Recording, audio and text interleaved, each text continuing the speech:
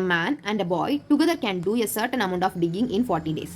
இப்போ என்ன பண்ணுறாங்க, ஒரு மேனும் ஒரு பாயும் சேர்ந்து ஒரு பள்ளம் தோன்றாங்க, அது வந்து 40 டேஸில் முடிக்கிறாங்க. சரியா? அப்போ மேனும் எம் வச்சுக்கலாமா, எம்மும் பாயும் சேர்ந்தா 40 டேஸில் முடிக்கிறாங்க. Okay. their speeds in digging are in the ratio. அவங்களோட ஸ்பீடை வந்து ரேஷியோவில் கொடுத்துருக்காங்க. மேன் இஸ் டு பாய்க்கு வந்து 8:5. இப்போ இதில் யார் ஃபாஸ்ட்டாக டிக் பண்ணுறா? Man. Okay. How many days will the bye take to complete the work if engage alone? இப்போ பாய் மட்டும் தனியாக விட்டாங்கன்னா எவ்வளோ டேஸில் வந்து அந்த ஒர்க் முடியும் அப்படின்னு கேட்குறாங்க. சரி, இப்போ இந்த ஸ்பீட் வந்து யார் ஸ்பீடாக பண்ணுறாங்க?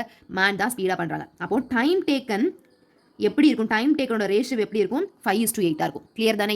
ஏன்னா இவங்க ஃபாஸ்ட்டாக பண்ணுறனால அவங்களோட டைம் டேக்கன் எப்படி இருக்கும்? கம்மியாக இருக்கும். ஓகே. இப்போ என்ன கொடுத்துருக்காங்க? 2 பேரும் சேர்ந்தா 40 டேஸில் பண்ணுவாங்கன்னு கொடுத்துருக்காங்க. இப்போ வந்து மேனோட டைம் டேக்கனை நம்ம 5x எடுத்துக்கலாம், பாய்க்கு வந்து 8x எடுத்துக்கலாம். அப்போ மேனோட 1 டே ஒர்க் என்ன? 1/5x, பாய்க்கு வந்து 1/8x. இது இவ்வளோ கிளியர் தானே? ஓகே. இப்போ என்ன கொடுத்துருக்காங்க? 2 பேருக்கும் சேர்த்து 40 கொடுத்துருக்காங்க. அப்போ நம்ம எப்படி எழுதிக்கலாம்?